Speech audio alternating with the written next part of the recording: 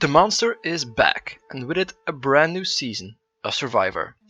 Survivor 41 was somewhat of a soft reboot, bringing back a lot of familiar aspects that we have come to know and love. 41 also introduced some new elements with mixed results. What twists and turns are coming back to make the 26-day challenge that much harder? And more importantly, who are the fresh faces that will grace our screen for Survivor 42? Let's have a Survivor 42 cast preview. We don't know a whole lot about the team and twist yet, but we do know that Survivor 41 and 42 were filmed in short succession. This means that we can expect more of the same in comparison to Survivor 41. 41 was a soft reboot for the show, with a renewed focus on the survival aspect. Even though that renewed focus was told to us more than showed, I do expect this to return. Same for the twists. I fully expect the shot in the dark twist to return, as it only got played once by Sydney. Expect an abundance of advantages. The Beware advantage is already confirmed to be back, and would also not surprise me if the Shipwheel Island makes a return as well. The 3-tribe format is also back. I think this is a good thing. It makes it more difficult for big alliances to form and control this season. Smaller tribes make it easier to flip a vote because you need less people to make it happen. I do hope that they bring the 3 tribes down to 2 at some point. It's always fun to see how those initial tribe dynamics come into play when you shake up the tribes. Let's start with the Ica tribe.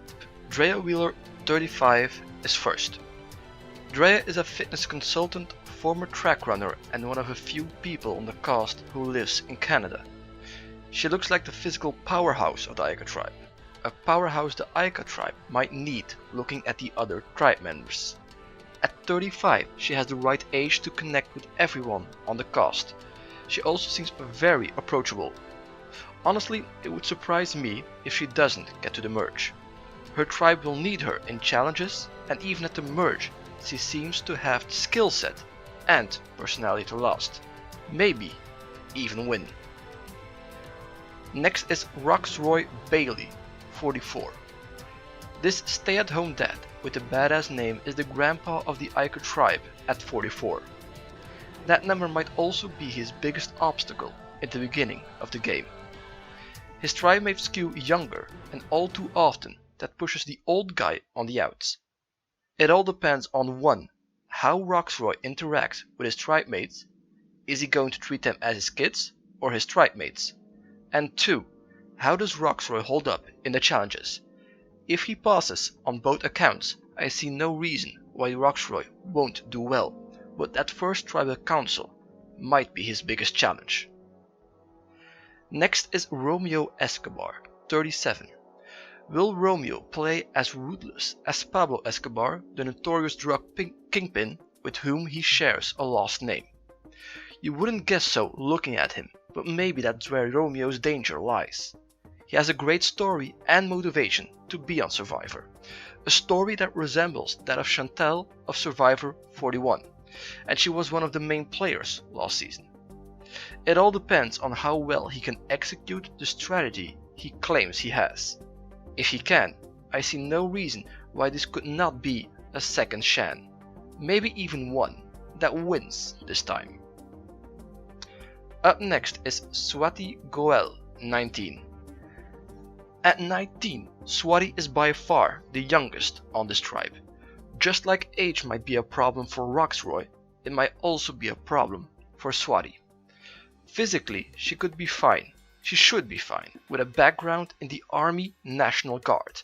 That being said, 19 is extremely young, and even though players this young have done well in the past, they rarely win, if ever. I don't see this changing for Swati in a new era of Survivor where the average age is older than before. Next is Toni Meehan, 25. Not related to Dawn Meehan, but potentially dangerous either way. Tori is your perfect daughter-in-law / girlfriend to bring home. Girl next door, good looking, smart, believes in God, Survivor fan, and even loves Harry Potter. Sounds great, but how will it translate in the game of Survivor? I get no indication that she will be good at making moves in the game besides being a fan of the game. Also, will her tribe mates embrace her or resent her for how flawless she seems? Where something looks too good to be true, it usually is, so what's the catch with Tori? Finally, we have Zack Wurttemberger, 22. Zack is a scrawny, pasty young super duper fan that is trying his luck at Survivor. He fits in the Cochrane, Adam, Jonathan archetype that Survivor lost so much. Just like all who went before him in his archetype, the biggest hurdle is the beginning. Can he socialize enough and contribute adequately in the challenges to not be voted out first? If he does, Zack should be good until merge. Whether or not he wins depends on his agency in the game and how much the jury respects a scrawny, nerdy 22-year-old. Let's move on to the Taku tribe. Jackson Fox 48 is first. A true American name if there ever was one. Jackson has a lot of things going for him. He seems very sociable and likable. He looks strong, which should make him an asset in the challenges. He also has a great story, being a transgender person. I can definitely see Jackson being a main character this season. However, he doesn't seem like a hardcore fan. He started watching the show on a dare, and his favorite player is Mike Holloway and Elaine. I hope Jackson realizes what game he's about to play. Next is Jonathan Young, 29. Enter the Jason Momoa of Survivor. Jonathan is an impressive specimen that will be a cornerstone in the challenges for this tribe. To nobody's surprise, his favorite player is Ozzy, and I think we can expect a similar playstyle. Just like Ozzy, I'm afraid Jonathan is not as good as he thinks he is. He says he will lay low and be a servant, but will his tribe mates buy what he's selling? Come merge, Jonathan is in trouble and he'll have to prove if he has what it takes to do what Ozzy never could: win. Next is Lindsay Dolasowicz, 31. Lindsay is a tomboy with a strong personality. She's strong, so she should have no problem in the challenges, but her social game might be a different story. Just like Sydney from Survivor 41, she describes herself as loud, and Sydney didn't mesh well with everyone on her tribe, making herself expendable, which eventually led to her exit.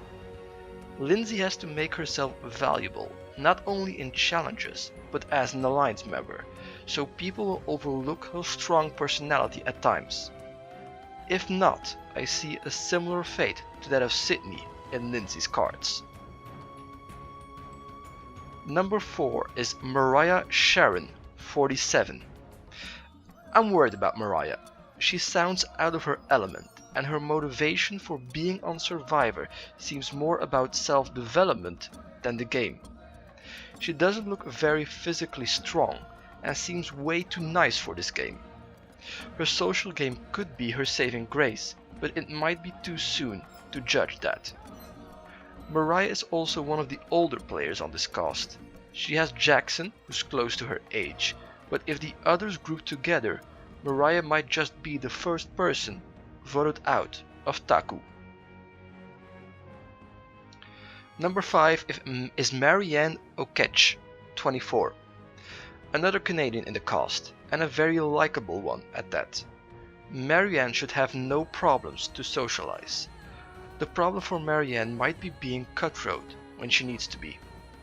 I worry that Marianne might be targeted because of her social game and will be too slow on the trigger to get the rest before they get her. Nonetheless, I expect her to do fine pre-merge and be a fun watch. Finally, we have Omar Zahar, 31. Omar probably has the coolest job of the bunch. An exotic veterinarian. A regular Joe Exotic. He's clearly a super fan, naming several high-profile players he wants to play like. I'm worried though he'll overplay. Omar would be served best playing the middle, under the radar in a safe alliance.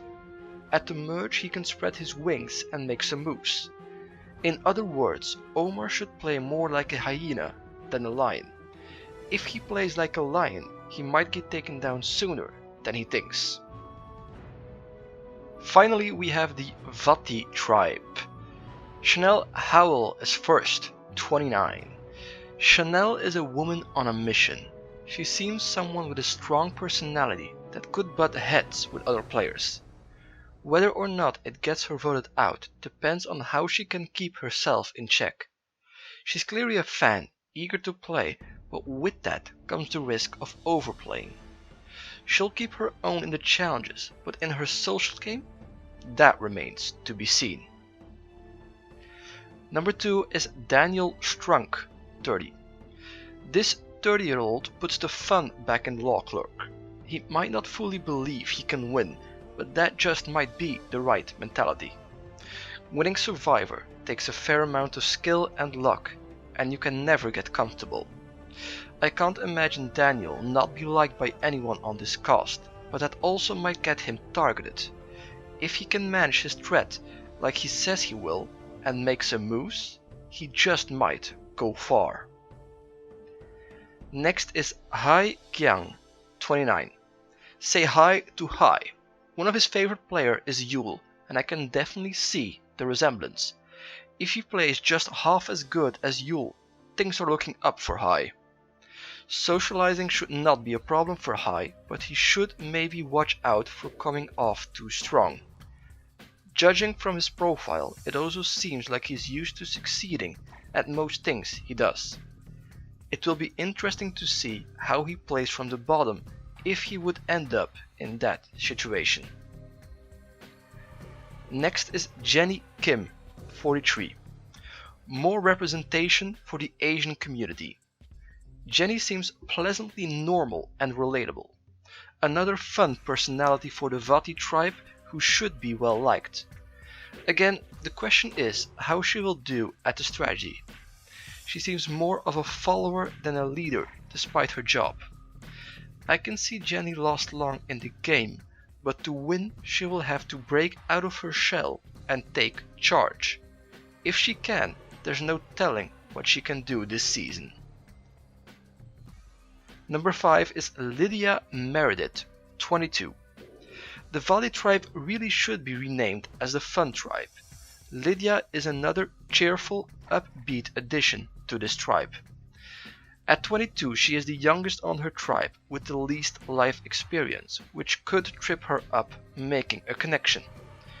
Just like many of her tribe mates, however, she is also a fan of the game, which should help her out more in the connecting department.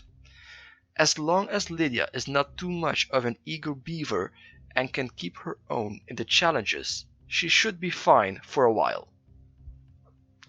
Finally, we'll have Mike Turner, 58. We'll end with the oldest player in this game. At 58, it will be a challenge for Mike to relate to some of the younger people on his cast. On the upside, he seems likable enough despite the rough exterior. He is a retired firefighter and still does sport, so he should still be fine in the challenge department. Keep a low profile, be loyal, and get along with everyone should go a long way for Mike. Whether this prediction or any of the others bear fruit remains to be seen. All will be revealed on Wednesday, March 9, when Survivor 42 premieres. Let me know what you think, drop a like if you like. I'll see you next time.